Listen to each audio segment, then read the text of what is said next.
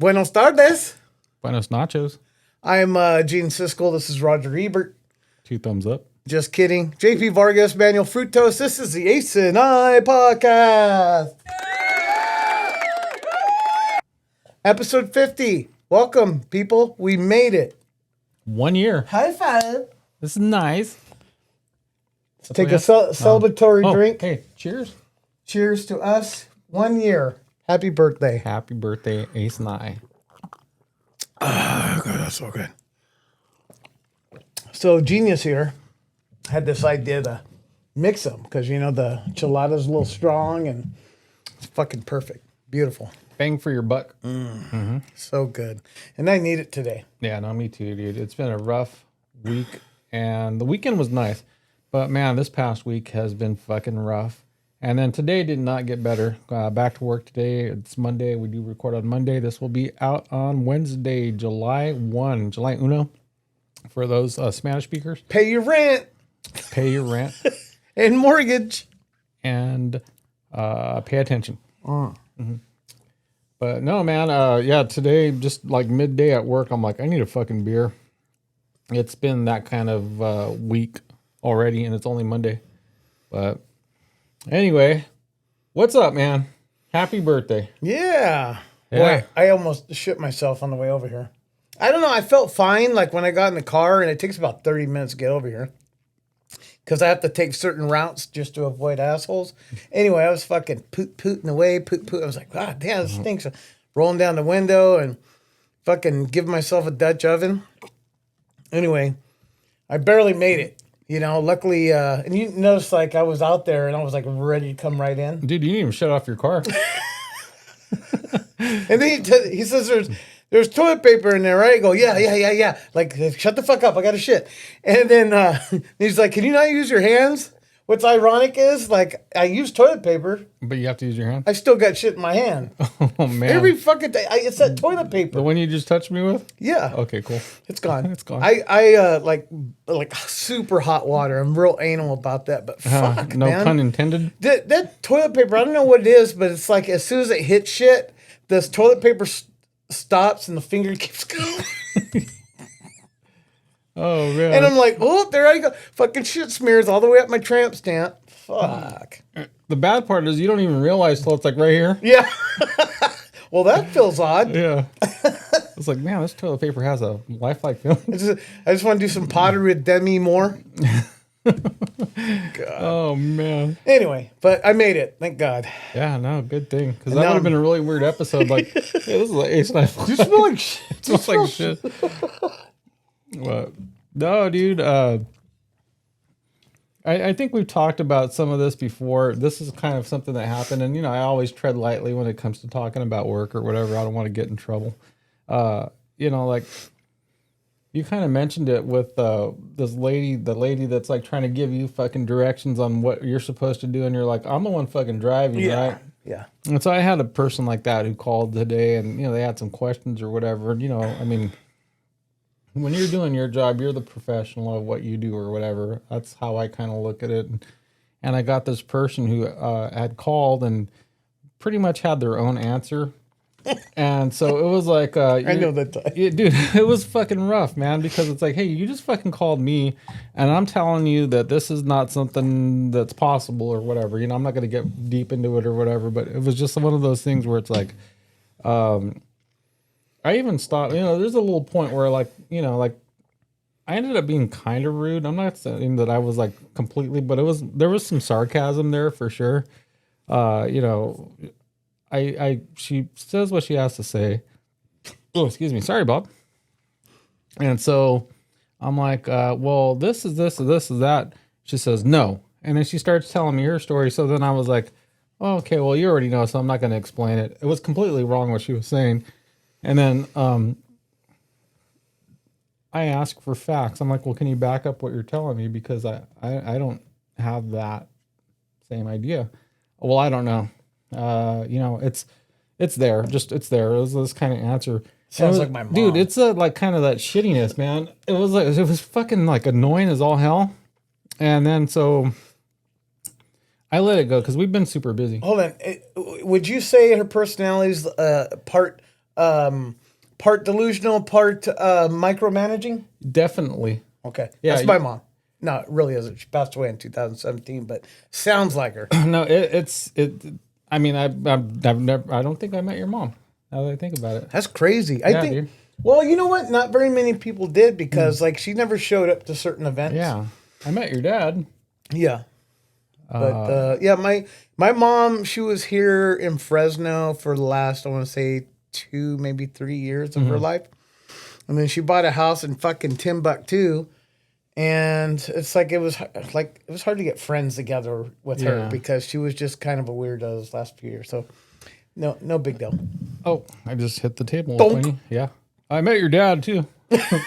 And so, what do you call it? Yeah, so it's just like this thing where, like, if you're asking somebody who does this every day for a living, like, why are you gonna fucking fight with them? You know, like, if I'm telling you that this is the answer because this is the answer, and this is what I do every day, but you already have your fucking answer formulated, and you were just like, and it almost seemed like she was like doing that whole shopping thing where, like, I'm gonna fucking ask a bunch of different people. Hopefully, I can finally get my answer. Right. And that didn't happen. They're called ask holes. Get there, nice. Okay, I didn't know that's what they were called, but I dealt with an asshole today, a real asshole, and this was like towards the end. And the fucked up part was I had a call back, and I was like, "Hey, ma'am, there's nothing we can do."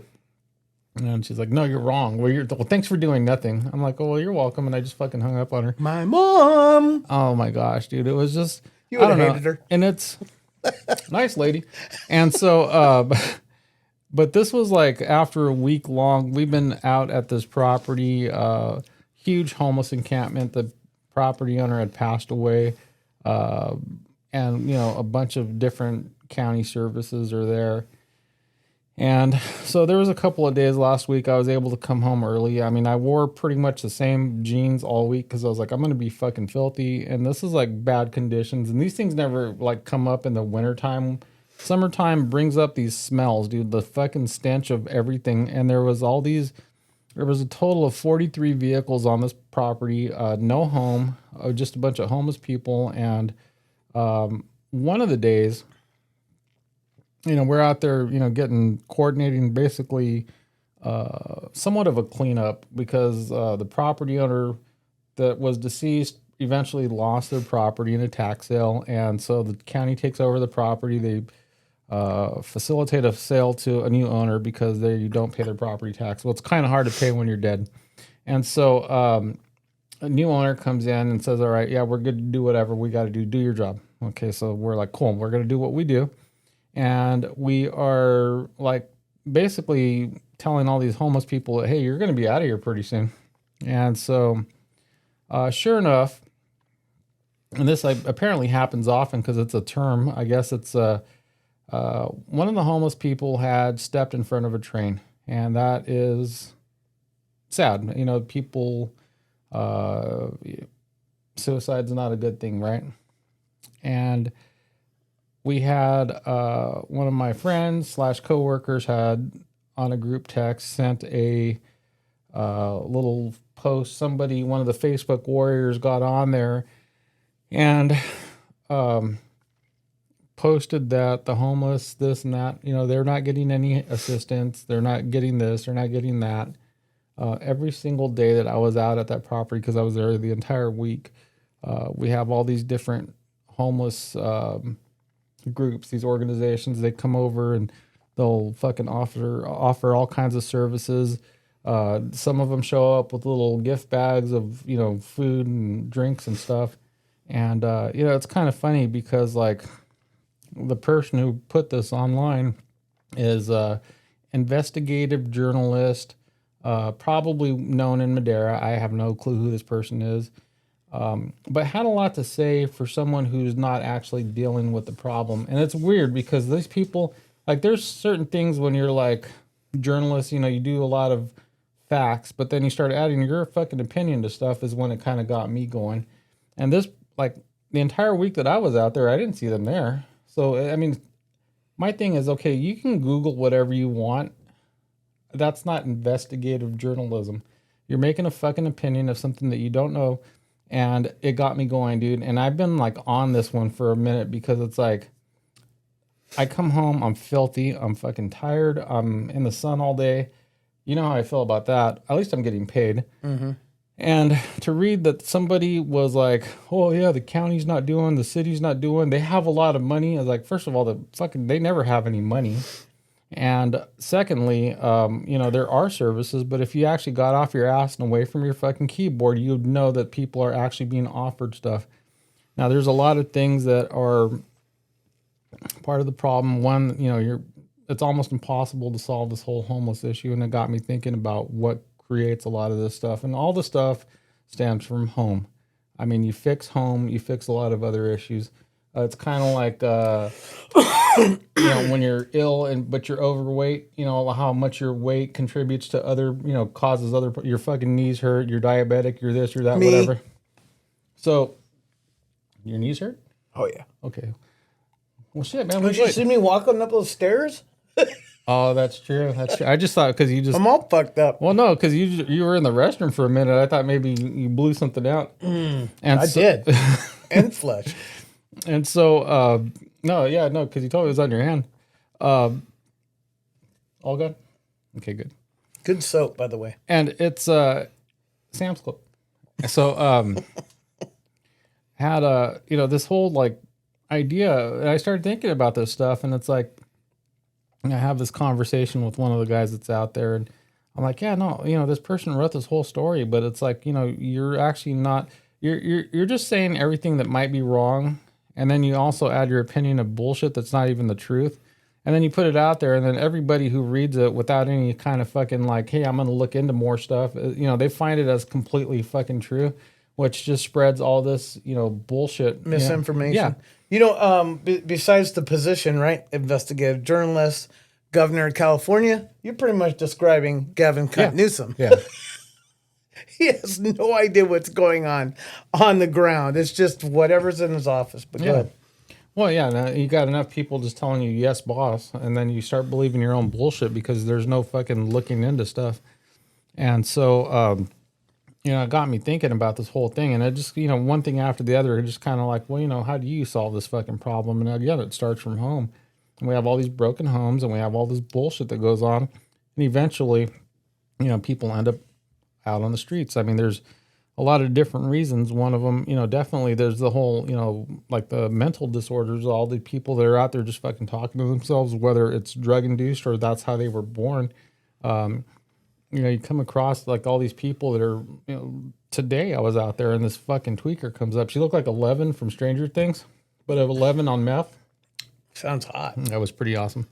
And so, she's coming up. I'm like, hey, you need to go. And at one point, I thought she was going to bite me.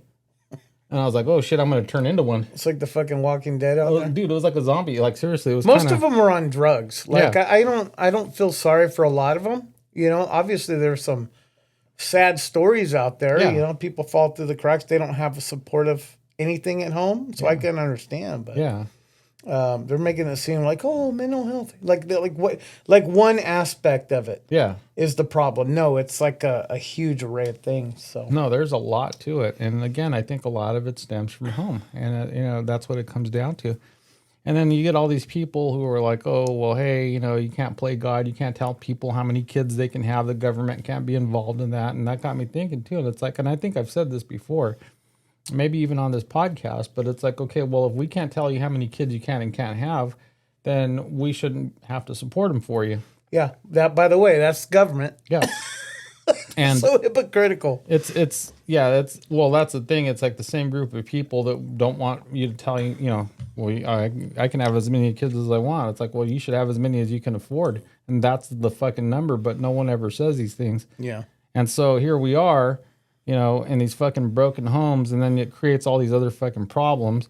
Not that, good homes don't create bad people also, I mean, or shit people or whatever you want to call it. That does happen too. Mm-hmm. But I think the big part of this fucking problem that we have with homelessness is that, yeah, nobody gives a shit. And it's like from home. And there's a huge pacification going on with all these revolving door, nonprofit bullshit companies that keeps bringing them in, give them what they want, send them back out. Yeah. They're just going to keep doing this, and this fucking nonprofit organizations just fucking raking in the government money.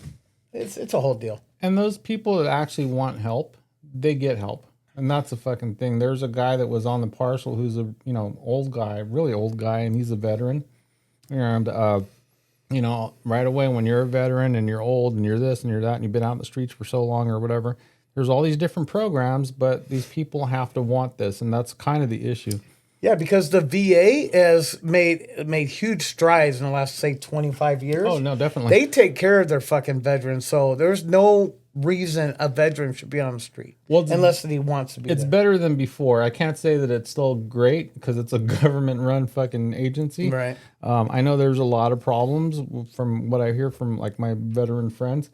That there's still issues involving that or whatever. But I mean, there's such a huge microscope over it right now. They're improving. Yeah. I know that. Yeah, it's probably never going to be perfect. No. It's like anything else. But I know, like, compared to, 30 years ago, yeah, it's made like huge drastic leaps. And so, yeah, people that are homeless and are veterans, they want to be there. Yeah, and that's just it. With the amount of services that are out there, you can pretty much, if you need to get placed somewhere, there are places. The problem again is that you can't leave. You can't bring your pets, you can't bring your drugs, you can't bring all the shit that you've collected. And a lot of these people do not want help. I don't know how many times I've been out there, and these people are actually turning down help. And here's the fucked up part, dude. I saw somebody. They came out. The county, another department comes out with a fucking little baggie of stuff.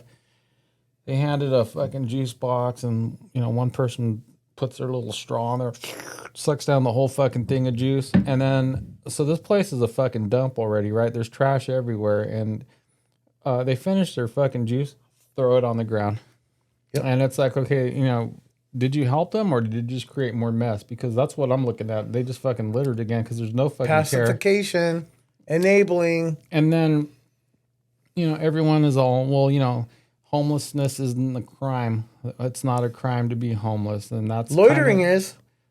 That's kind of the thing, and that's just the fucking tip of the iceberg. You got loitering. We found that one of the RVs was actually used for prostitution.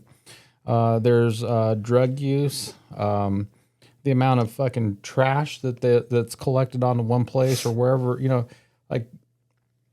I think part of it is if they were homeless and at least clean, people probably wouldn't bitch as much about what they see. But then you got mounds and mounds. I don't know what the use for fucking 48 water heaters is, but there's water heaters there. If you need a water heater that doesn't work, I can get you one. Yeah, are they saving it? Like, go cashing them in, maybe? I'm not sure if they're. I don't know how much I don't know how much money you can get from a water heater. I know they got a lot of copper parts in there, but I know how much they cost brand new. Yeah, yeah, but when they're like already like pissed and shit on and whatever, I don't know how much they're worth then. Yeah, but yeah, no, it was just a fucking rough week of dealing with this place. One area, one place, one entire week. All the resources going there, several different departments. Just dealing with this that has become an eyesore. And then sure enough, somebody wants to fucking comment that has no clue on what's going on and investigated on Google probably, and then went off and said a bunch of stuff. And I was already fucking over it. And I was like, you know what? I'm not going to respond to this stuff on Facebook because then, one, I might get in trouble at work. Two, I'm part of this fucking problem. And then 3, I'm going to start fucking doing that old guy thing where I'm just like fighting with people. Yeah. And I'm not going to do that. I just went ahead and said, you know what? I'm going to talk to you about it. And that's just my stress relief. This is our platform. Yeah. Weekly stress relief of what the fuck happened and why this is stupid. Yeah. Yeah, definitely. You definitely have one of those jobs where it's like,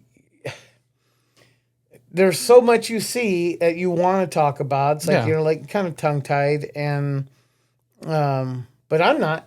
Yeah. So you just like, I'll fucking talk shit all day on it. Well, and then the fucked up part is like, you're damned if you do, you're damned if you don't on certain things that we deal with or whatever. And it's just kind of like, it's.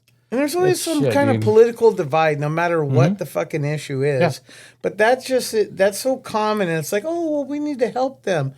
No, how about we help them get off the street? How about we open up asylums? Like, all these. If you want to, if taxes are going to go towards taking care of them, at least like facilitate.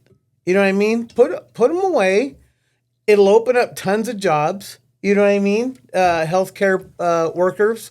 Open like there's, that old hospital. The fuck's it called? I can't even think of it. Over on Ventura and Cedar. Cedar, yeah. Yeah, what the fuck was it called? Valley Medical? No, is it? Yeah, it was Valley. Okay. But like that one. CMC? I don't remember, Yeah. to be honest. No, like that's I'm not. totally It's blank. Valley Medical, yeah. But anyway, it's just sitting there like all abandoned and shit. Like they still have like on that lot, they have like certain facilities for, people that are low income. Yeah.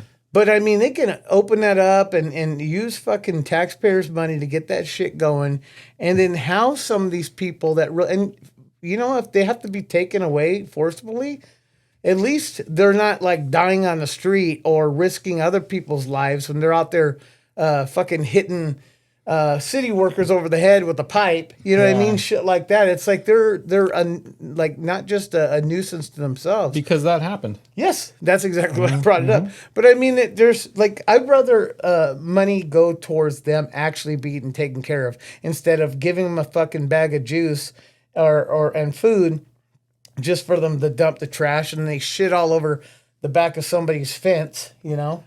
The thing that gets me though too with these people, like this person that fucking posted something or whatever, what have you done?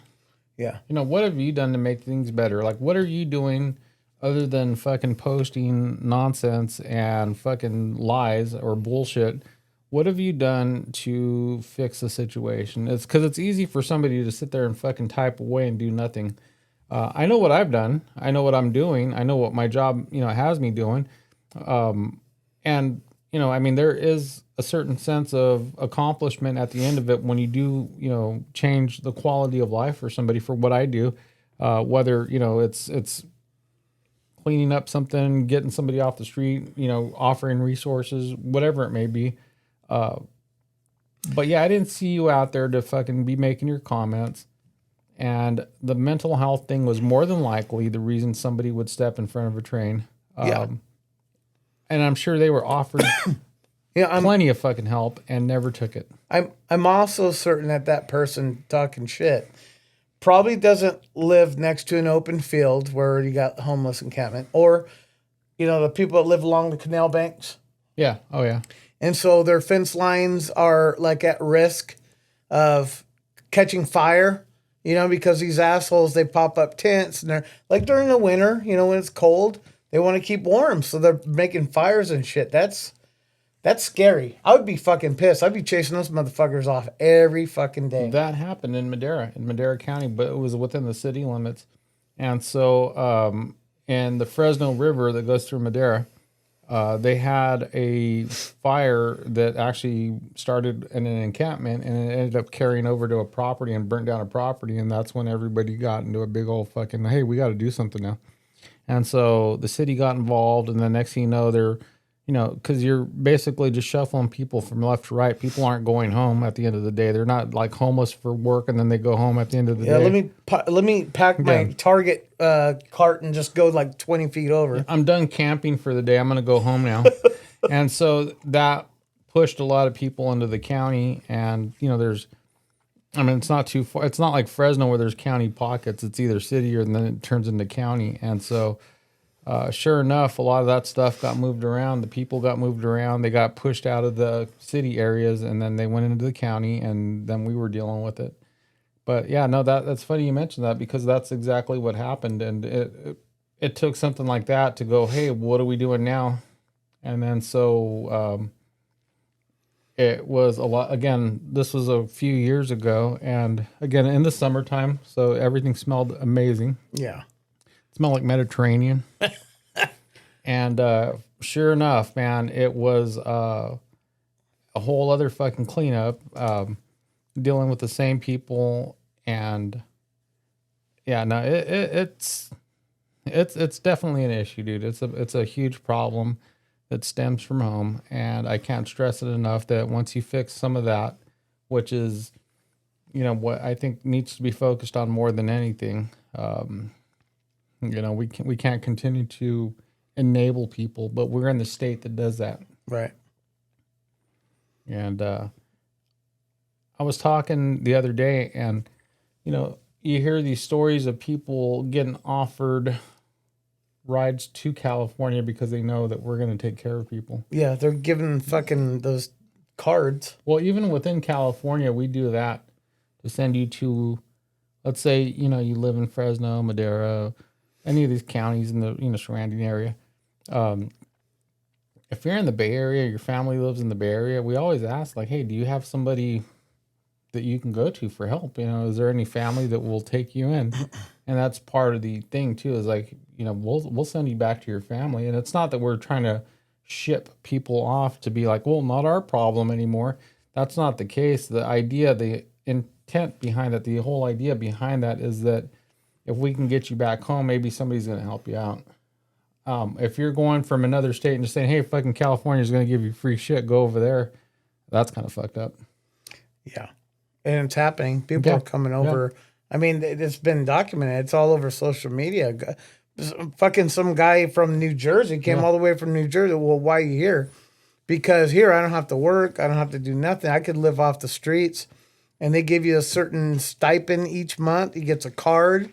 All you needed was some kind of identification and a social security card. Yep. Welcome to California. Like, this is what drives me nuts. It's like we're getting these people, and we're getting not only illegal immigrants, but like homeless, like low educated immigrants are coming into California.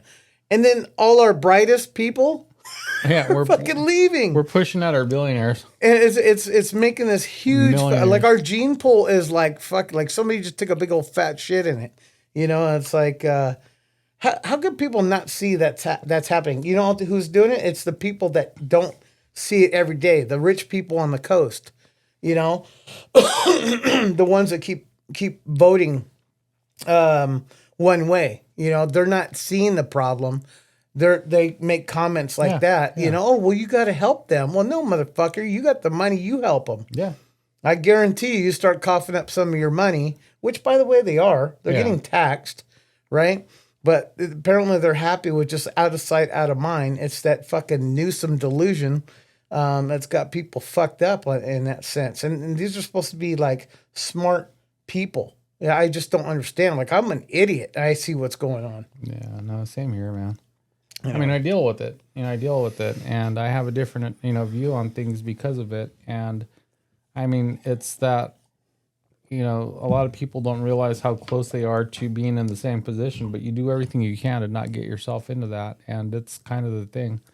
It's like, I mean, fuck, I don't like going to work every day, but you have to. You have to do what you have to do so that you don't end up the same fucking way. My thing, like, I'm not going to do drugs. They're too expensive, like I'm not going to do, I can't afford it for one, but then you end up, doing the whole homeless thing or whatever. It's just fucking ridiculous. It's just a fucking circle of shit. Yeah.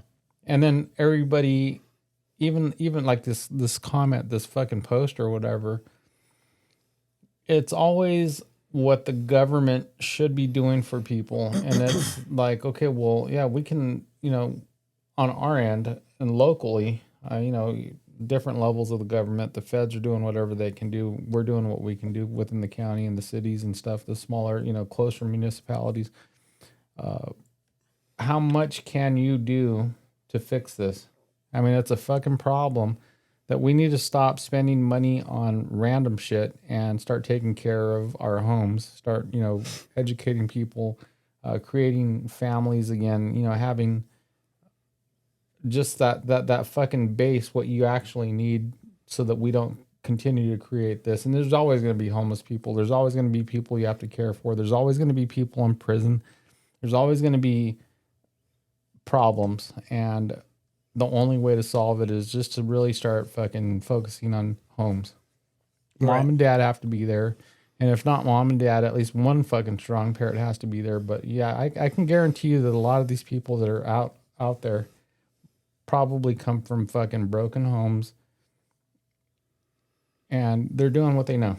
Maybe we should go back to people taking blood tests before they start having kids. You know, making sure they're compatible. Yeah.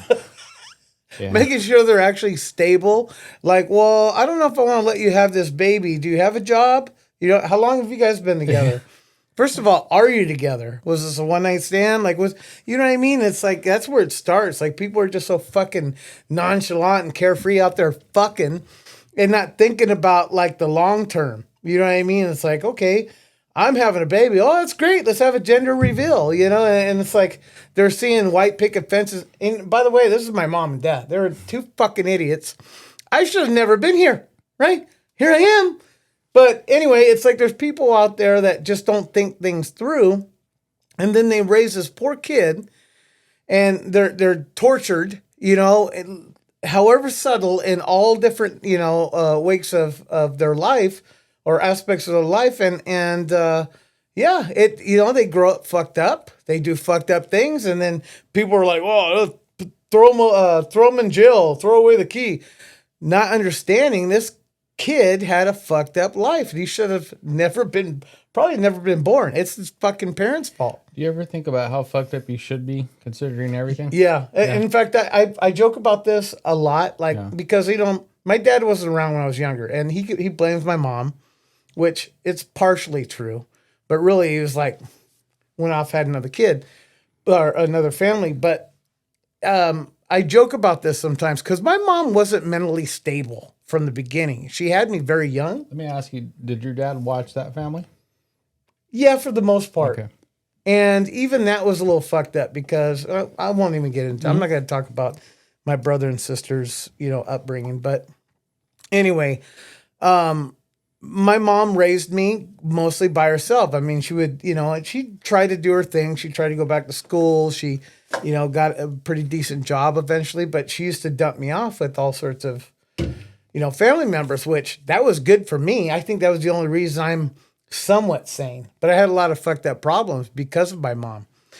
And I used to joke that if we owned some hotel or motel out in the fucking desert highway, you know, I'd be Norman Bates. You know what I mean? That's like when I watch Psycho, I think, fuck, I'd be Norman Bates.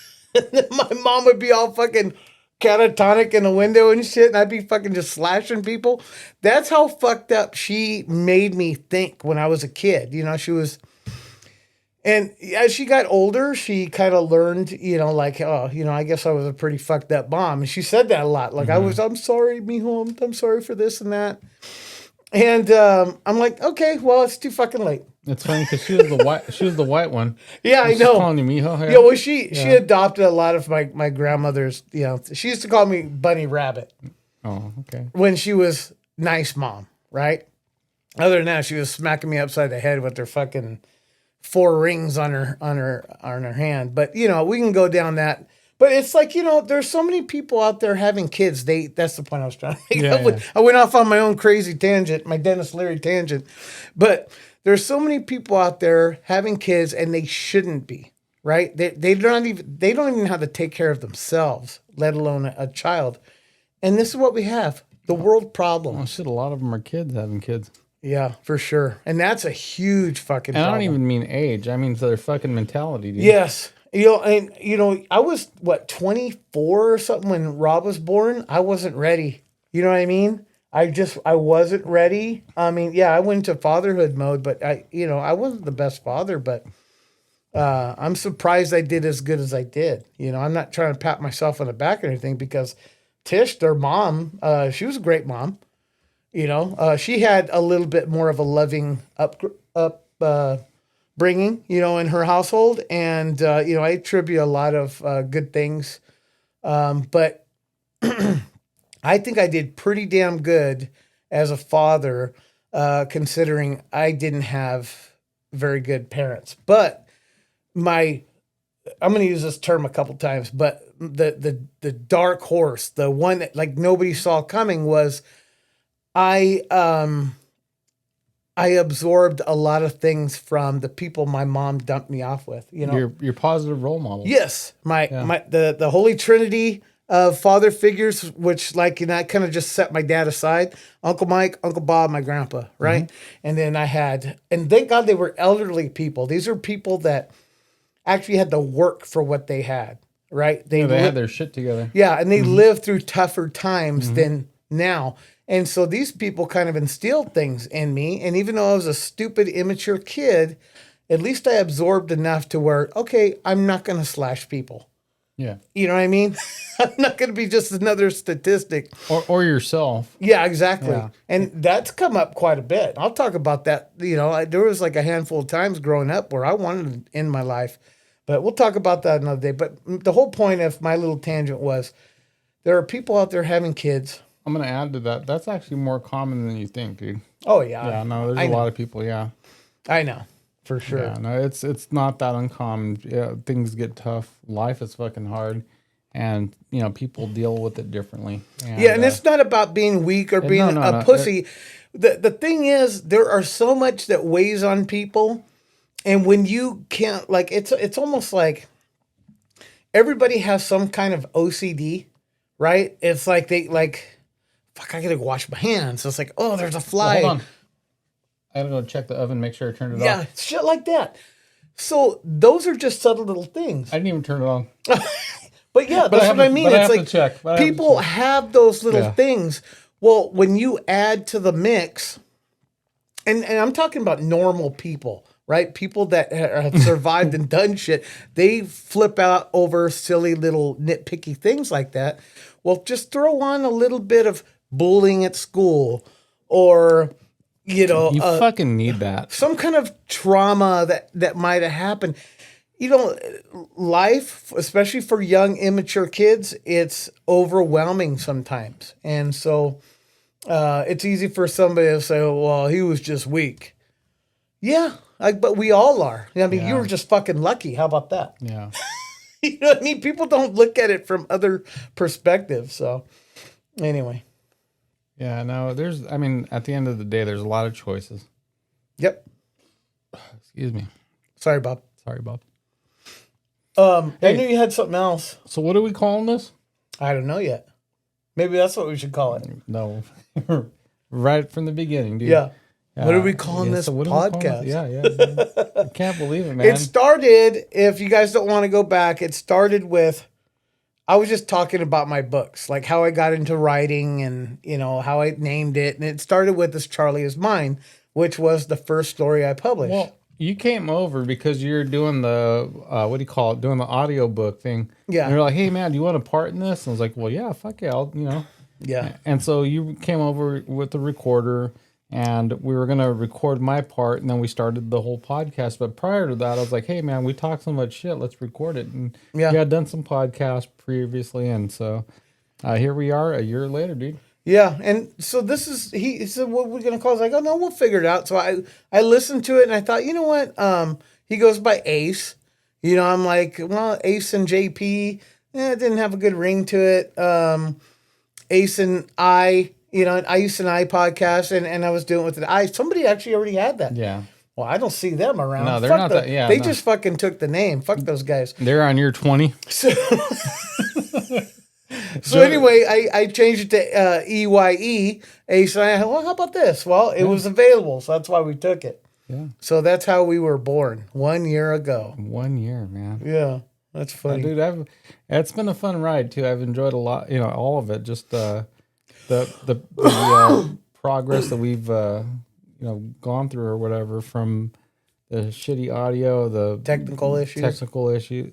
Wait, what? It stopped recording? Oh, fuck. All And it's of funny, those? every time you say that, Yeah. like I go, burp.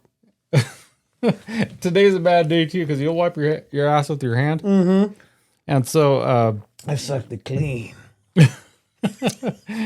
but yeah, no, man, it's been a fun run, dude. Hopefully, we have several more years to go. Hopefully, everyone's enjoying what we do, and Well, at least somebody is. I appreciate the comments from Kat, Gabby, because I'm only looking at YouTube comments. I Yeah. haven't really looked at Spotify because Spotify is glitchy in my car. So my go-to is YouTube. No offense to Spotify. Well, I try to respond to both. Right. Yeah. So, and then Shannon commented, thank Yeah, you. She yeah. said she really enjoyed that, I'm paraphrasing, that last episode. I'm not. Best episode ever. You guys are the best. I don't think there's any other podcast better than this. Okay, maybe now I'm just lying. Yeah. Okay. But you know what? I'll throw it up. Yeah, there. I appreciate the extra Yeah. comments, and we got a little bit more views than the last time. And you know what sucks is like, when I had that nightmare and people were like, I want to hear about it, right? I'm like, well, wait for the podcast. But I did give them a little taste test, right? So when the episode actually came out and I'm talking about the actual nightmare, They're like, can A stop talking? yeah, I sent it to people, Yeah. and then I'm asking, hey, did you listen to it? Did you watch it? They're like, no. Like, they don't even give a fuck. You know what I mean? It's like anybody with Babe's Circle, it's like I don't even bother with them anymore because they just don't give a shit. The only one that really watches regularly or listens regularly is Bob. So for those of you wondering, that's Naomi Babe Girl Vargas. Yeah. Martinez. Martinez Vargas the third. My wife, she goes by several nicknames. I call her Babe. Everybody calls her Girl, but her name's Naomi.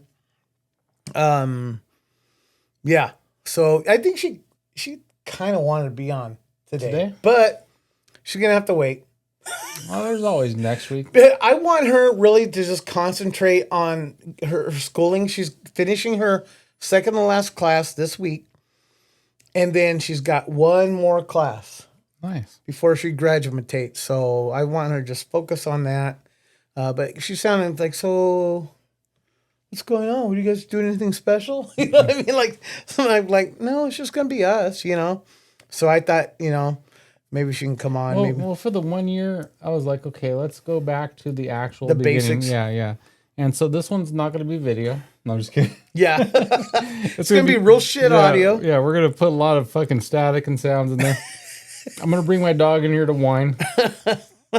The clock's going to go off. No, everybody can wait. In all honesty, if they want to be on, okay, but we're going to schedule it a few weeks out. And you got to follow through. Because don't be fucking saying you want to come on, and then when it comes down to, I got this fucking thing in Nicaragua. You know what I mean? Some fucking bullshit story. We'll make time for you, but you got to, be on it. You know what I mean? Yeah. So, I got a friend that's supposed to be on phone call, and it's like I haven't heard anything from him. So I love him, but it's like we got to move on here. So hopefully someday we'll get some more people on here. Maybe this next year we got On Sunday? what? Did you say Sunday? Someday. Okay, all right. Real We'll record Sunday. I don't give a shit. real quick, right after the sip.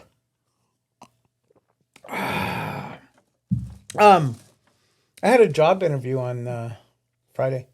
Really?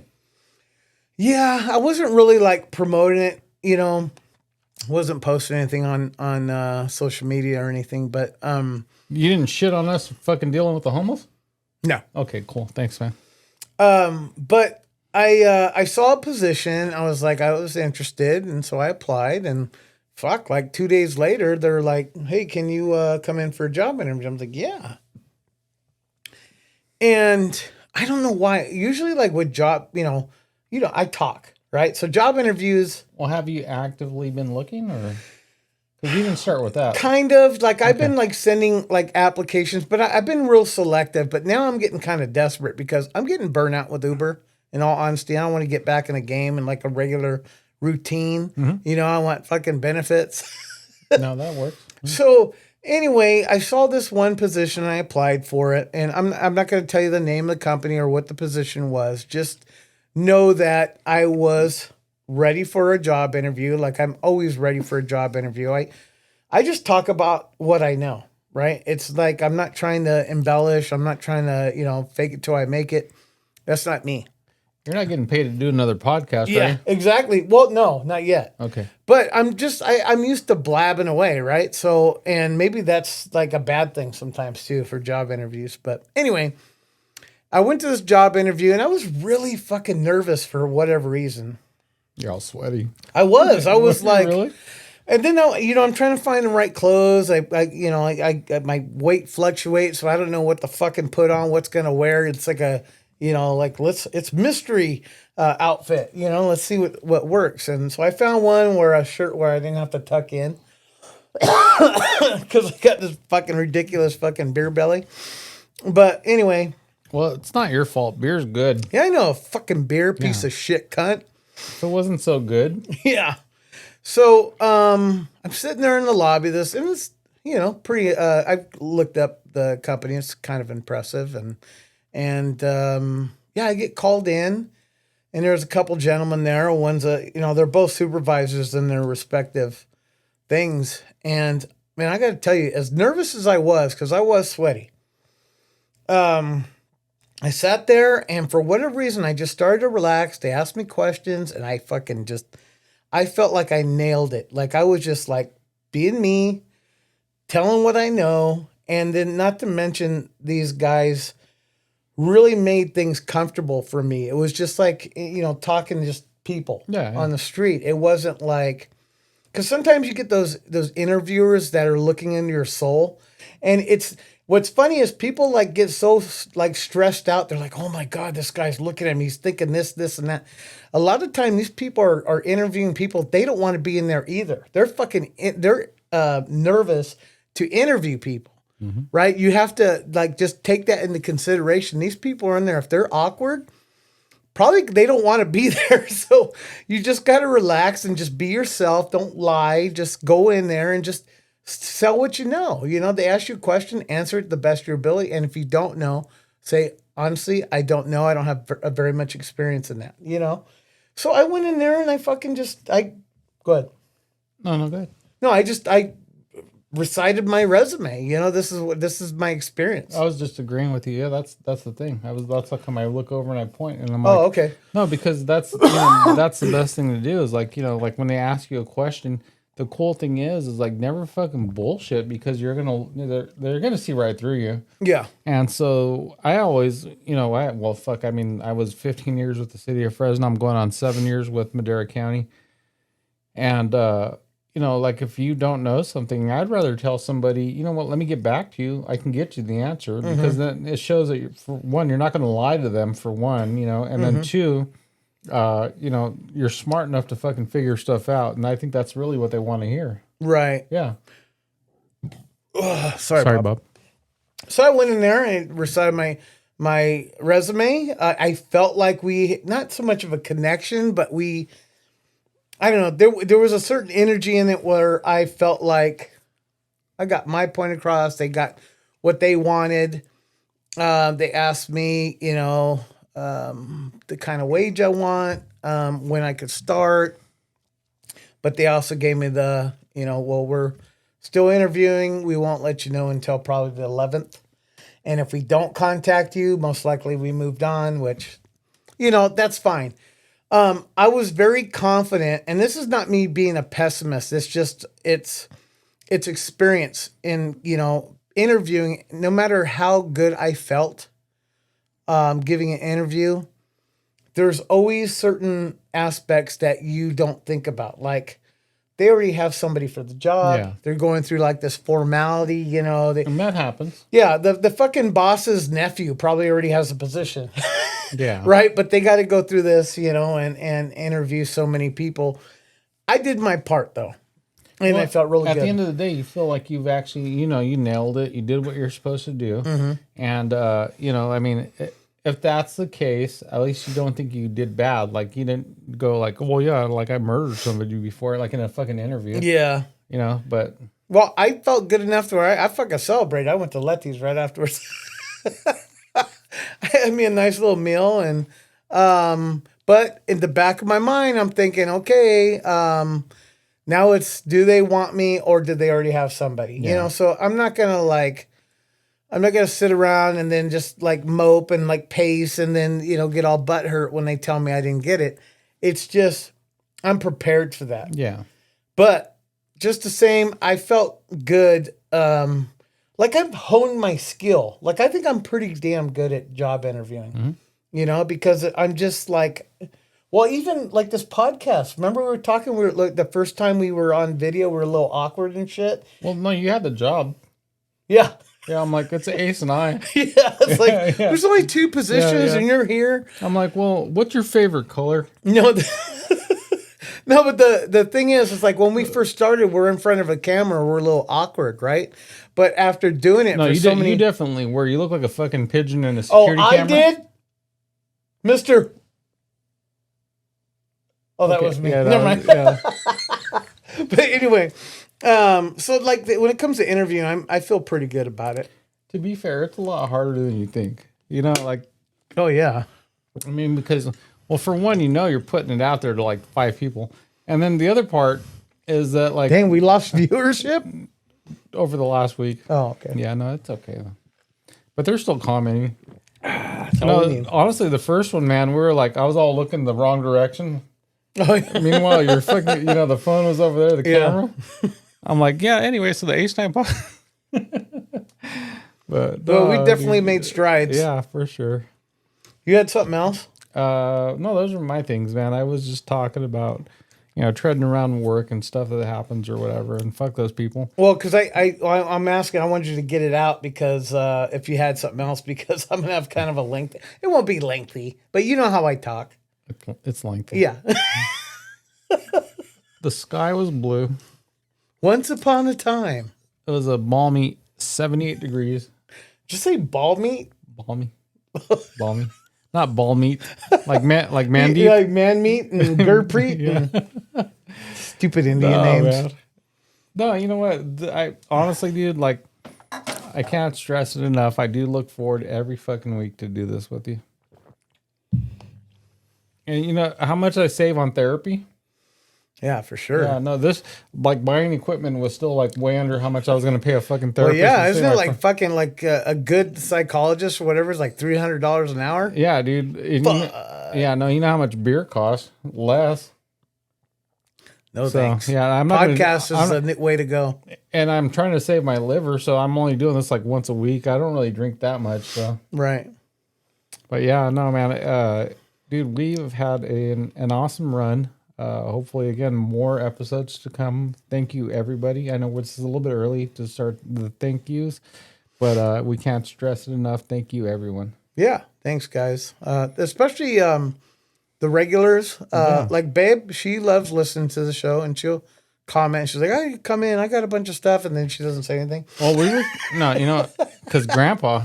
Yeah. No, we started recording on Monday because of her. You know, but you know what's funny? Babe, if like she could have her own podcast, but she has her moments like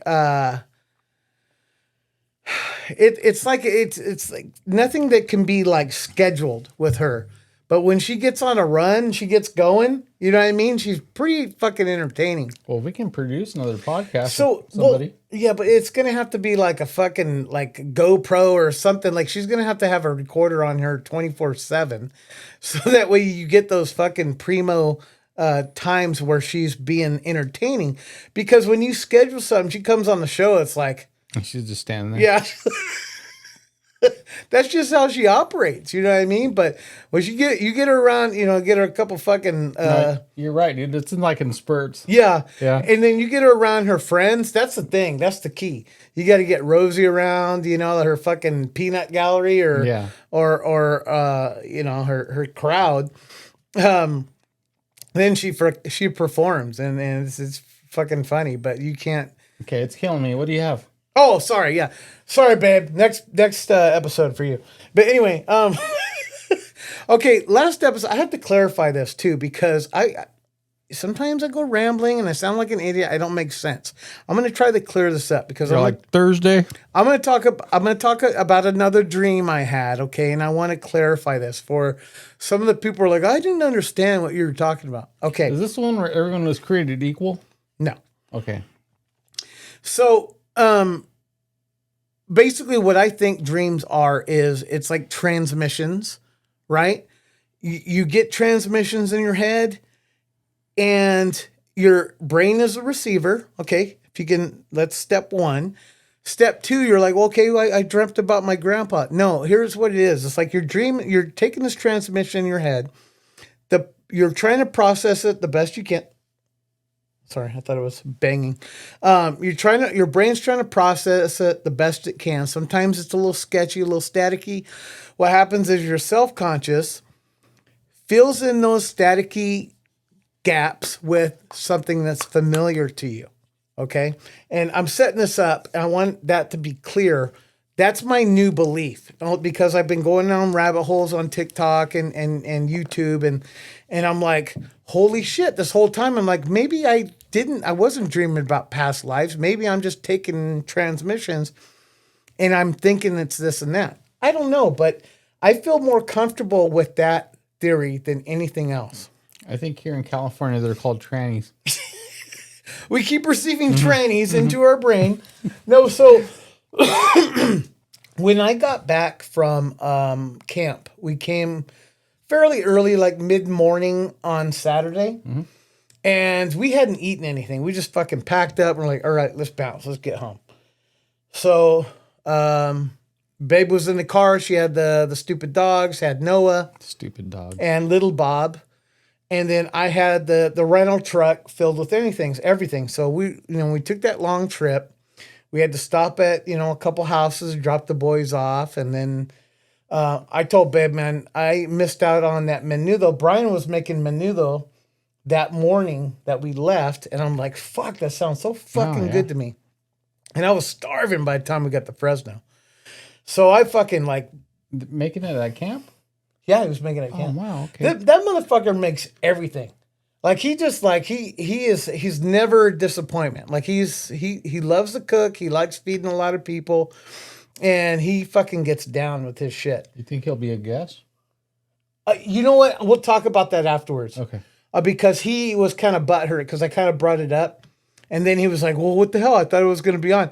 I'm like, "Well, it's not going to be right away. It's like let's set it up." He's like, well, what the fuck? I told you I'd go on. You know what I mean? Yeah. I think he would be kind of funny guy to have on. But anyway, so I had my heart set on fucking menudo, but we were like traveling and shit. So we get home, drop off the dogs, drop off the boys. I unload that truck like fucking con ganas. Come on, let's go. I told Babe, I got to get some fucking menudo. We're going to Letty's, or you can stay here. I don't care. And then Zaire and Trent ended up going with us.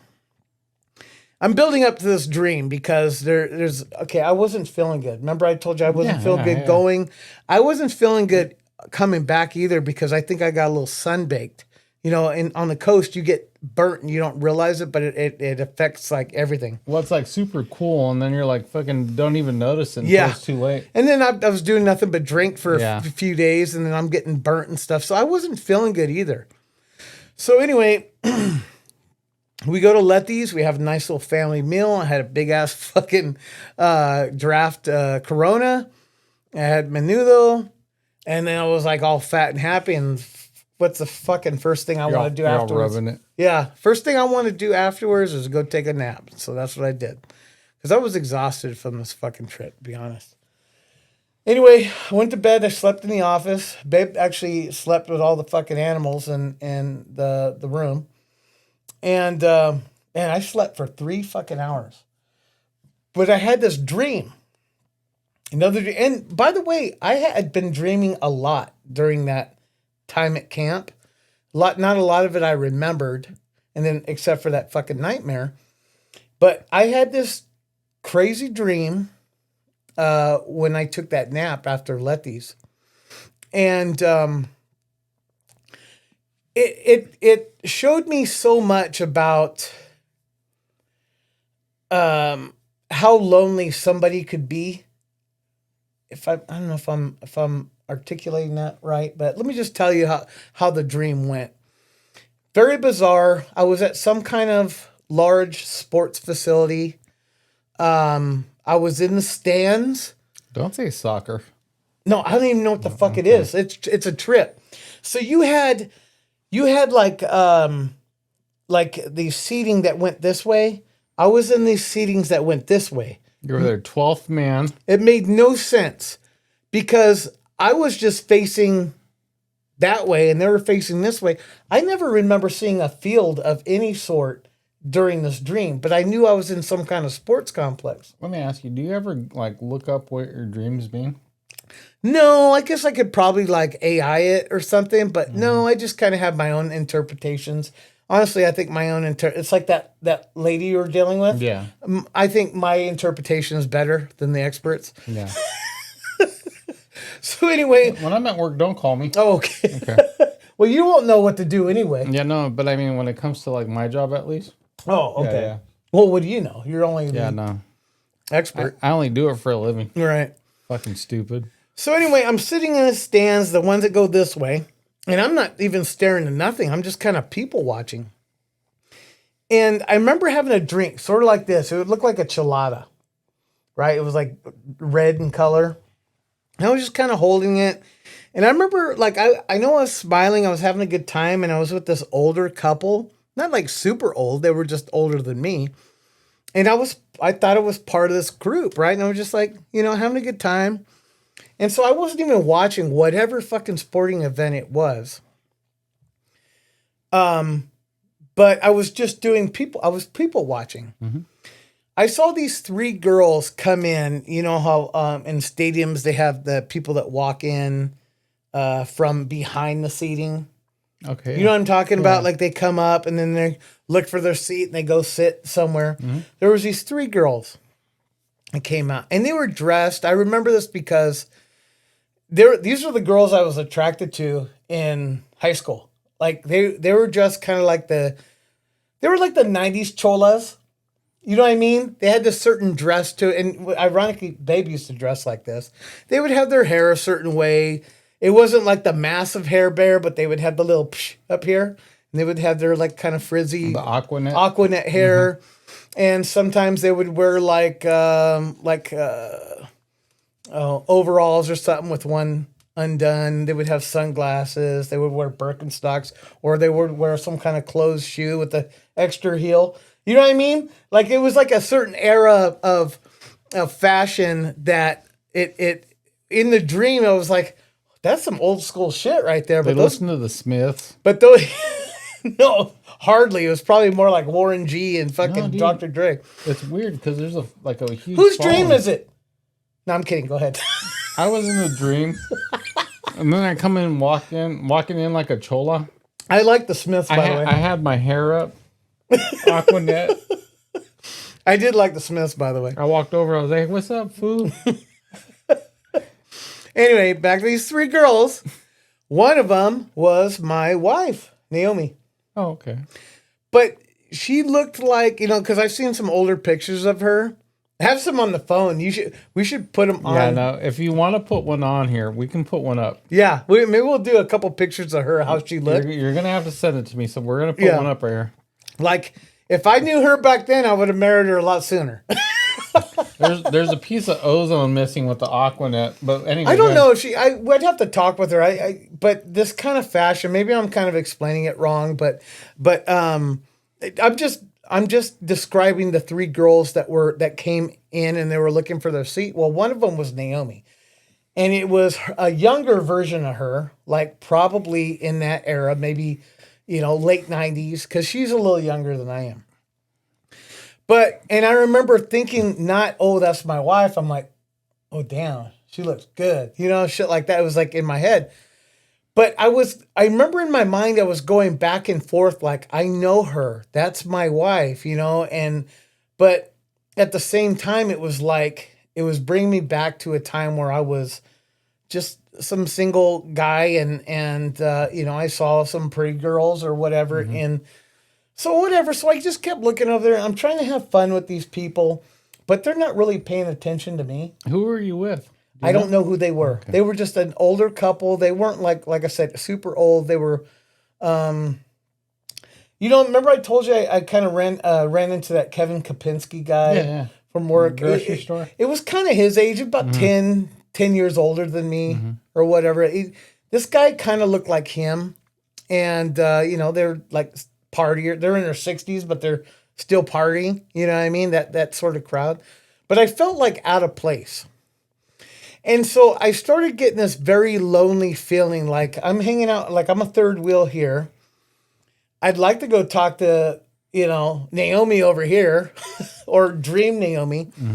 But like she's with friends and that whole place is crowded. I'll feel kind of funny walking in there and say, "Hey, how you doing?" So it wasn't like me. It wasn't like it was me. It wasn't like that was really my wife. It was just that gap feeling. So that feeling, you know what I mean? That's kind of like how I can the only way I can describe it. So I felt this kind of loneliness thing creeping up on me. And I decided I'm going to go for a walk. So I went walking through this facility. It's halftime. And by the way, never saw a field, never even looked to the right. I would assume it would be that way, but my seats were facing this way and those seats were facing this way. So I was there in your dream, dude. It was halftime. It was halftime. Oh, okay. So I went walking through these different, corridors and hallways and stuff. And they had different kinds of sporting events happening. Like I saw like a locker room with these fucking big ass wrestlers. They were like getting warmed up and stuff. And then I walked through like this basketball court and there were a bunch of little kids and they were practicing basketball.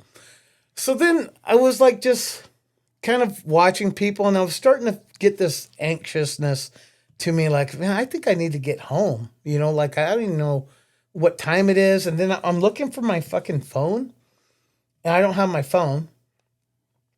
Then I realized I don't have a wallet. And then it starts to creep in on me like, I don't even know what fucking city or state I'm in. I don't know where I'm at. Like I'm feeling so lost right now. It was a gay dream here at Cowboy Stadium. Possibly. Sorry, Bob. But I kind of worked my way back to where I was, and people were like leaving. And whatever event was happening was over, and the people that I was sitting with are gone. And I looked up to where Naomi and her friend, I'm calling her Naomi, it wasn't her, but it was her and her friends were just walking out. And I started to try to walk up to to their seats. But they were like going this way and they saw me and they started shuffling back the other way. And I was like, hey, wait. And then that's when this group of people decides to come out to the like stairwell coming down. And they're like blocking me from getting there. And I'm like looking over and I'm like, I'm trying to yell for her, babe. And she briefly looks back at me and then she books it. And I felt like this, kind of like this deep, like sadness. Like, what did I do to deserve that? And then it kind of turned into resentment. Like, what the fuck was that? Because I'm like, I don't know how I got here. I don't have a phone. I don't have a wallet. My wife's leaving with these two girls and she's avoiding me for whatever reason. Anyway, so then I just kind of sit there and I'm looking around. By the way, I remember looking straight. There was no fucking field. It was just a bizarre situation, like most of these dreams are. So I'm sad. I'm lonely. I'm like, okay, I got to find a phone. I remember going through this door and I saw a phone. And it was like those old rotary phones. It's got that thing you pick up. It's got the squirrely little thing. And instead of the rotary where you're dialing, it had one red button. So I picked it up, I'm hitting it, and I keep hearing, and so I keep pushing it. I'm like, operator, nothing. I was getting nothing. So I come back out and I see this, I thought it was a security guard, but it was a police officer.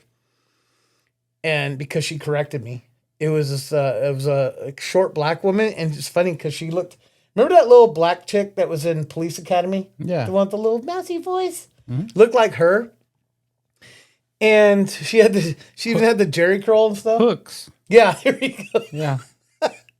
Anyway, I remember looking down and I'm like, "Can I use your phone, please? Because I need a ride. I don't have money. I don't have this." And she's like, "I'm sorry, I couldn't do that for you.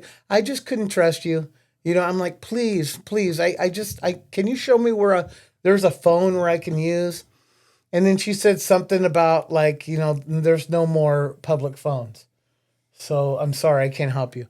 And so I kind of like walked away sad. And then she had a change of heart. And she goes, excuse me, Mr. She called me back. She says, here, she had an old flip phone. And I looked at it. In my dream, I remembered my wife's current phone number. Oh, I was like, you're Mormon. Yeah. Hey, real quick. Let's take a quick break. Oh, okay, good. Because I want to get more of that chilada Yeah, me too. sauce. Yeah. Well, I'm like, are you gonna drink? Do you need a spoon? It's not that thick. No, it's fucking soup. It's already all warm. No, not really. No. I want another one. And also, too, I gotta relieve some of the one I already drank. Okay, let's do it. But cliffhanger, and we will be right back. And we are back. Fully loaded with the special sauce, Yeah. 50-50. Podcast juice. Yeah. Yeah. All right, so second part of my story. Where the fuck was I? You were at. Oh, everyone was Dallas leaving. Cowboy Stadium. Gay. No. No, the flip phone. This little black cop gave me was her flip hooks. phone. Hooks. So I flip it open and I had you ever have those dreams where like you're trying to call somebody and you keep fucking up the phone number? Yeah. You ever had that? You've had that? No, because it's. Oh, I don't think I have. Oh, I have. Because I'll touch the picture. And it's like, okay, call whoever. Oh, Yeah. No. okay. I've had those dreams where like, no matter how hard I try, I'm can't dial the fucking number I want, or I'm just trying to get a hold of somebody and I'm like keep fucking it up. So I flip open this phone and it's real skinny, like an old. It's a Nokia. No, it was past that. Like it was like the Motorola. maybe. So I flip it up. It was probably another like, I don't know, late 90s version phone. I don't know. They have them back then? Flip phones? Well, they had Cholas. They did. Sorry, Bo. Sorry, Bob. Anyway, so I flip it open and I started dialing Beb's number. And then it did that, it's the automated one where we're sorry, such and such can't come to the phone right now. And then it yells out the number, basically. And then it like takes a fucking eternity for you to leave a message. Anyway, so this little cop, she goes kind of turn around and she's like crossed her arms like this and she's looking out, but she keeps looking at me like she's afraid I'm going to run off with her phone. Or call long distance. Yeah. So I kind of turn around because like what I'm about to say is kind of personal, right? And I didn't want her to hear. I'm like, babe, I don't know what I did, but I'm stuck here. I don't know where I'm at. I don't have money. I don't have my wallet. I don't have my phone. And I'm using somebody's phone. And I'm saying all of this is like totally coherent, right? And I'm like, I'm alone. Like I'm scared. I'm genuinely scared. And I don't know where I'm to go after this. They're closing, and I'm pleading. I'm like, babe, please, if you could just call me back at this number or maybe come back and pick me up, I'm scared. And I remember saying, I love you. I don't know what I did. I love you. And so I remember hanging it up and I give it back to the cop. And she gave me this look like, like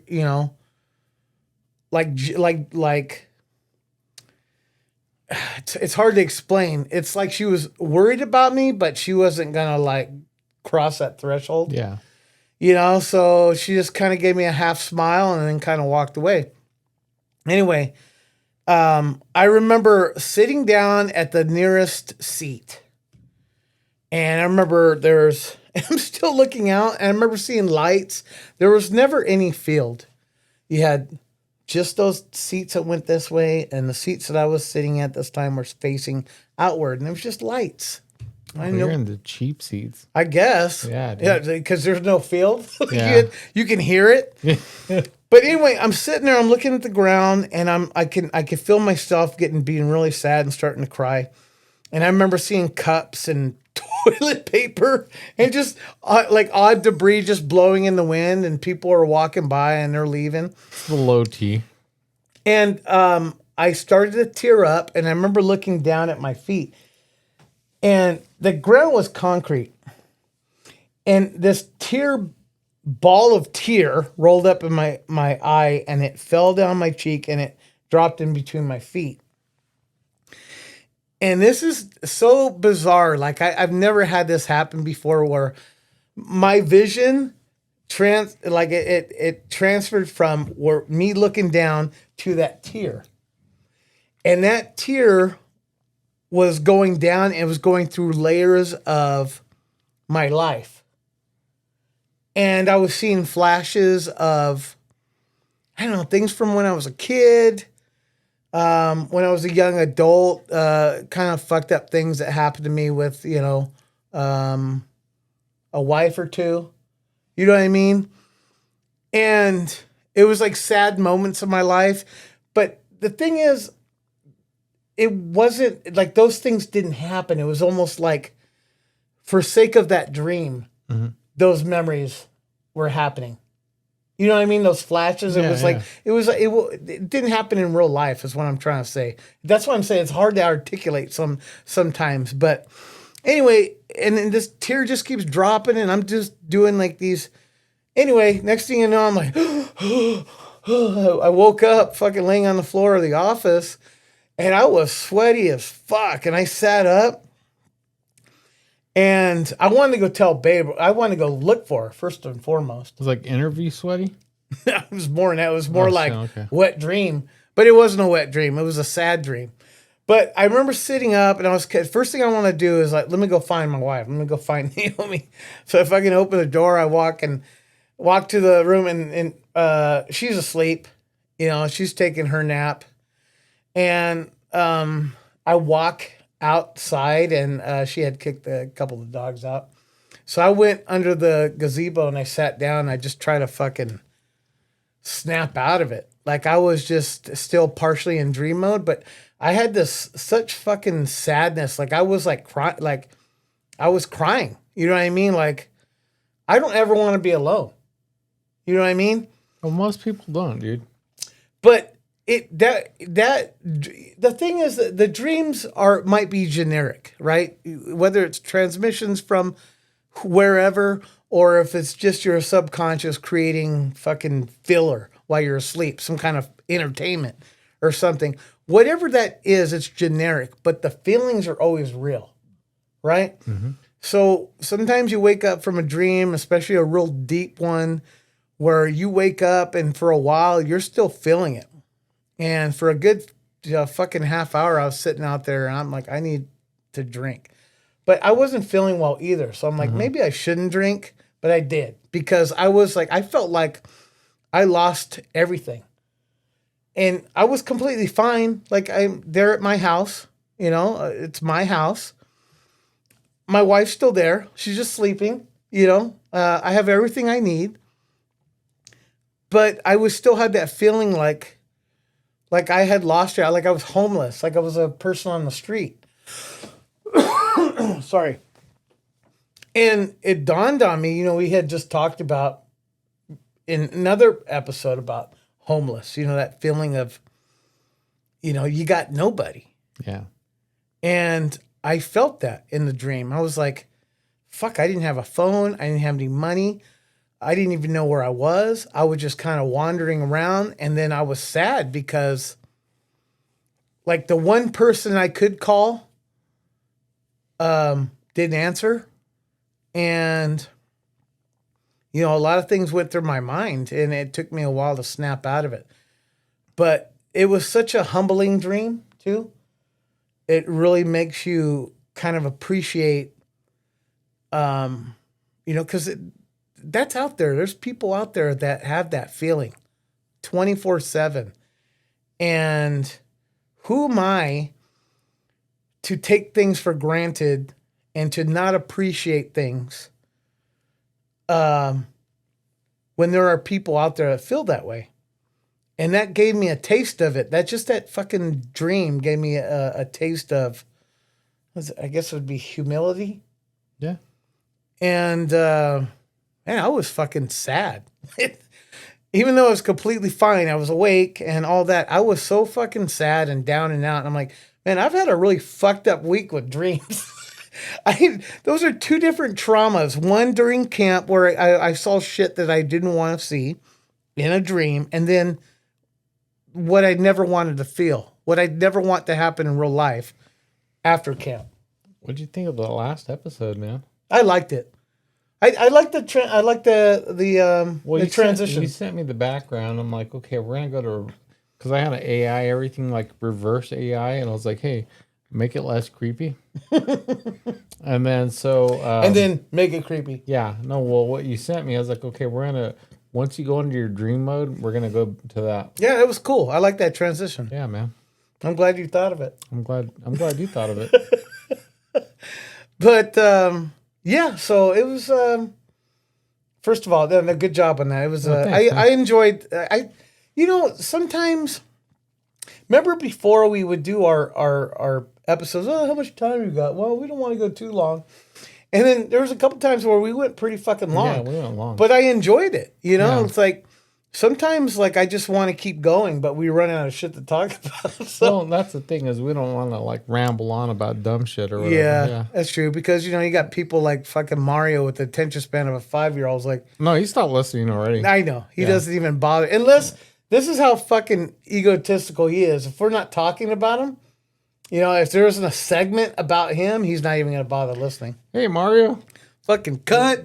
You got one more listener now because you're talking about him. But no, I appreciate anybody that goes an hour and a half listening to our shit, let alone 2.5 hours. So, well, I stopped listening a while ago. Oh, JP's gonna talk about a dream. No, it was my story. Log off. Oh, yeah. No, I was like, how do you log off to your own story? Homeless. Just don't say Xfinity. Oh my gosh. Yeah, fuck them. I do love them though. Anyway, so that was my dream, guys. It 2 dreams within a 3-day period. That just really affected me, and it's like, why? It could have been the Mike's Hard Lemonade too. I don't know. And it probably affected my dreaming and my blood sugar. It's like, this is a PSA. Don't drink and dream. Yeah, because I seriously, Risa, who's Rosie's daughter, she's the one that had the Mike's Hard Lemonade. And I was like, I want something sweet at camp, and I brought like fucking Coors Light. Don't ask me why. I was like, what a loser. I was thinking about Bob. I was like see, channeling my inner Bob. I was right.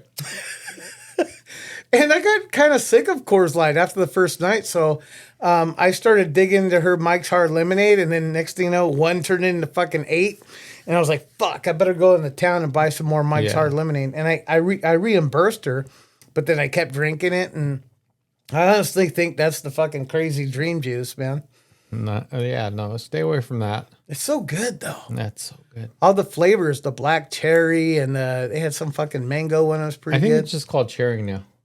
Is it? Yeah. Oh, the African American cherry. Yeah, there you go. Colored cherry. Fuck. Anyway, so that was my dream story. I'm glad I had my wife back, But those late 90s cholas. Yeah, no, it was mousy, sad girl Naomi. Yeah. I gotta find those pictures of her. We'll put like a few up. Yeah. Just go. Because she's a pretty girl. Make sure she's okay with it. I wish she was still dressed like that. Because if she's not, I'm gonna put it up anyway. No, we're just gonna do it. Yeah. Okay. I approve. It's funny. Like she doesn't like. It's our first. Sorry, Naomi. Yeah. Well, she doesn't like pictures that I post of her sometimes. She goes, "You picked the wrong pictures." Did you see the picture the little flyer I had made. Yeah, yeah. And I love that picture of her. And she didn't like the picture. Well, nobody. Yeah, most like women don't like their pictures. Yeah. So and apparently I never captured the right moment. You know. Is there one? Because I mean, it's like never right. Well, I know when she takes pictures of herself, you know, she's like, you know, angling it just right. No matter what I do, I look like a fucking idiot. You have to do the duck lips. Yeah. You mean I do? I do. Maybe it'd make it improve it, but no, I've seen it. I like it. Yeah. I'll hit like. Why do they call it duck lips anyway? I don't know. Ducks don't have lips. Maybe duck bills. Yeah. What do they call it? Duck You got to bills? do the duck bills. Fuck. Anyway, so there's some pictures of her I really, really like, and she don't like them. And there's some pictures of her back in the day. I'm like, damn, girl, going on.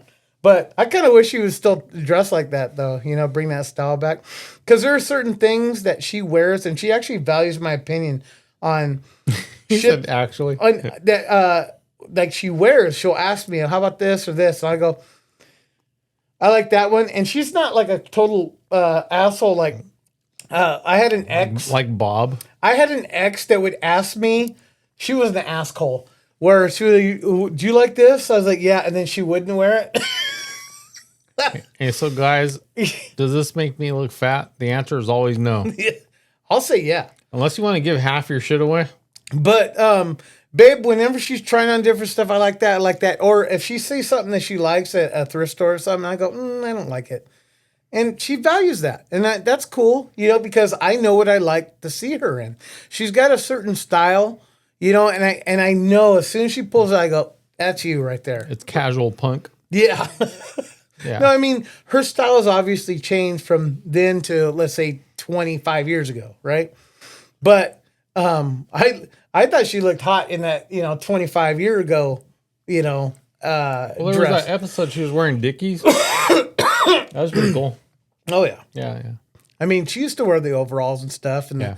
the real thick soled shoes, you know. I like when she wears stuff like that. She had her cross colors. Yeah. Her Stussy shirt. she wore the overalls backwards. When she went through her skate era. Yeah. I think she was, I think she wore like what Taggers wore. Oh, I think okay. that was Yeah. one of her things. But anyway, yeah, there were some pictures of her when she was younger, before, you know, pre-JP. And I love them. She called it the good old days. Yeah, before JP. But no, she's always had these like adorable pictures of when she was a little girl, you know, and I save them on my phone, you know, maybe run a little, like clear them up through AI and stuff. And yeah, she's kind of real particular about certain pictures. So me, it's like I look for anything where I don't look like a big fat piece of shit, but you know, that's like few and far with between. Duck Bill. Oh man. This guy's got a duck's ass too. Oh God, that's so good. Anyway, what else we got? Anything good? Oh man, I'm just happy to be here. Happy we've been doing this for a year now. 1 year. Yeah. I mean, we're gonna go through our terrible twos. I'm sure we will. Yeah, yeah. But we got to get some fucking guests on here, man. You know, like new people. Well, the rule has always been bring beer and don't murder us. Mm-hmm. That's been an ongoing. If you want to be a guest, also too, while we're here, we do have. I don't want to set it down a little hard. We do have the Ace and I podcast coasters, also with the barcodes for both YouTube and Spotify. If you want some, just let us know. We'll send you some. We'll give you some. If we see you, definitely we'll just hand you some. Save on postage, and I mean, it's been great, dude. I enjoy it every fucking week, and I can't stress it enough. I enjoy it, and I thank everybody. Again, I can't stop saying that because I mean, you know, we're putting it out there for people. You know, I'm gonna say this. I'm not. You know, it's nothing against you. I know you've been busy. I just want to disagree. Well, okay, but we need more shorts out there in the world. Yeah, no, it's. But you've been busy lately, so I'm just saying. I've been posting all these fake memes on the next Ace and I podcast.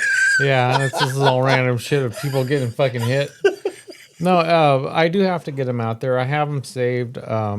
the episodes are saved, and it's kind of hard to get them out there because I'll watch.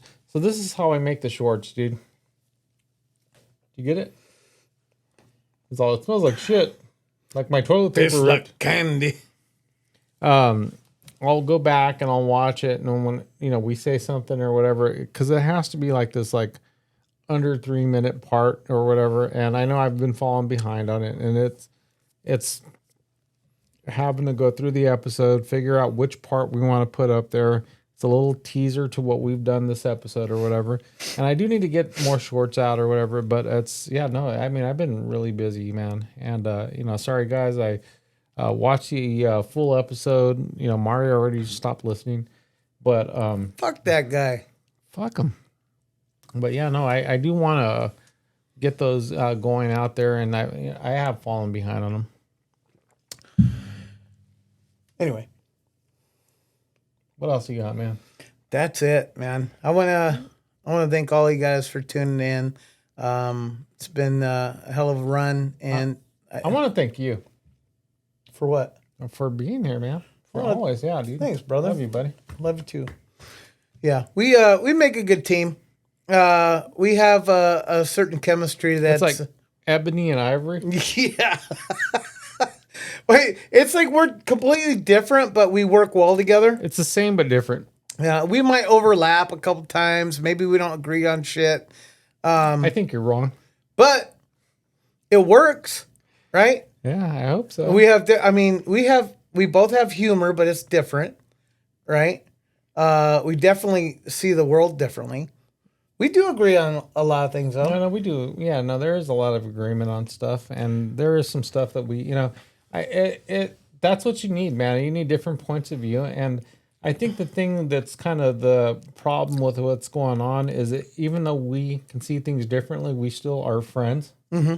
And I mean, you relate that to politics and how much bullshit there's out there where people are like just bumping heads on stuff. At the end of the day, we're friends, dude, and Yeah. we're good.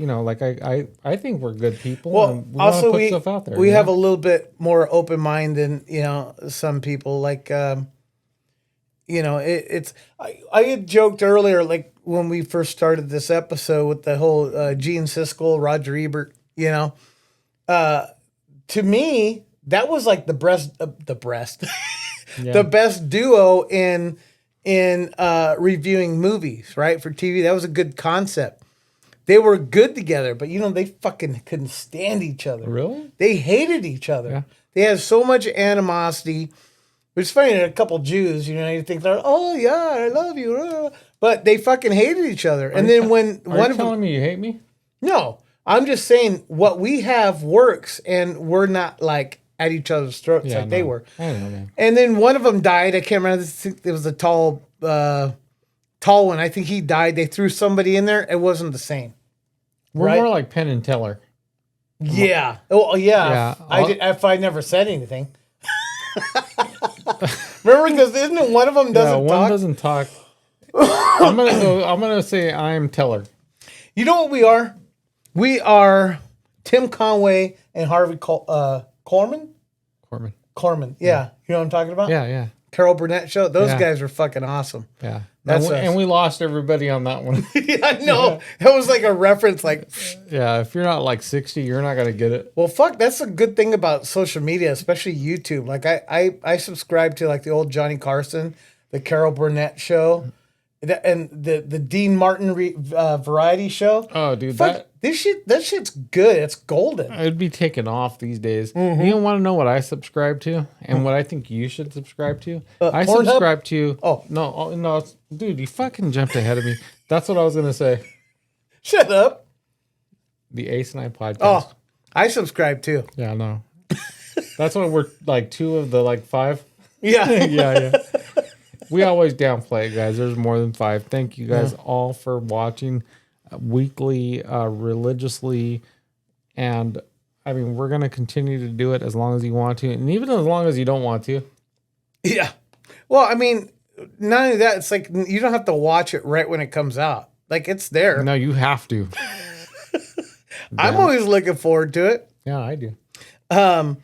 Because you know, that's all I listen to is podcasts. Like I hardly ever watch TV unless it's like some kind of major sporting event or if I want to watch some movie. But I look forward to podcasts and I listen to them all day as I'm driving around doing Uber. And man, I like listening to the show as soon as it comes out. I listen to it when I'm fucking with homeless people. And you know, I feel the need to like correct myself sometimes. 'Cause I say some things and I'm like, that didn't make sense, you know, because I fucking garble gabble sometimes, you know, or I mix my words or I don't. It sounds normal in my head, but it doesn't, you know, transcend well into words. Because, like, when I was thinking about all that stuff I wanted to talk about, like, I went through it and I had a cool off period. Yeah, because this was like Tuesday, Wednesday, or whatever. And like what you're saying right now, like I had a period of time where I was thinking about all this stuff. I'm going to say this. I want to say that. Fuck that lady. Fuck that guy. Whoever it was. We got the filtered version. Yeah, no, because I had a period of time where I'm like, okay, I'm going to, you know, I want to get my points out. But you know, also too, like I had enough time to where I was like, okay, I'm not super mad about this no more. Cause I was like fucking irritated, dude. I was like really mad. And, it was to the point where I was like, I don't know what the fuck, man. This fucking person isn't even out here. Like, why are you even have an opinion? Why are you telling people lies? Like, why are you telling like, fuck them? You know what I mean? And then I get over here and I get like the fucking PG version. Well, you know that. And she was a bad lady. It was a bunch of doohickey nonsense. And that was the version I gave. But, you know, it's probably for the better because, you know, people are people, man. You're not going to fix anything. It is what it is. Yeah. I'll fucking go ahead and say it. Cunts. For the most part, yes. Yeah. Anyway. All right, guys. We are going to wrap up. And we'll see you next week. And we will see you throughout the year number 1. We're hoping for 50. We're hoping for 52 episodes this year. We're hoping to stay consistent to where we could do a full 52. We were too short. But and that was my fault. Actually, we should revisit that. Remember I had a little alcoholic meltdown. You know, we can revisit it or we can move forward. Okay, either way. Yeah, no. But I mean, it's you know, I'm still an alcoholic, but at least my mind's in a better place. Yeah. So we'll just leave it at that. Yeah, no, I mean. But anyway, guys, we're gonna wrap it up. Close shop. We love you, JP Vargas. Hold on. Any shout outs? Everybody? Yeah, everybody. Everybody. Thank you guys. Yeah. This is the Ace Night Podcast. We love you. Out.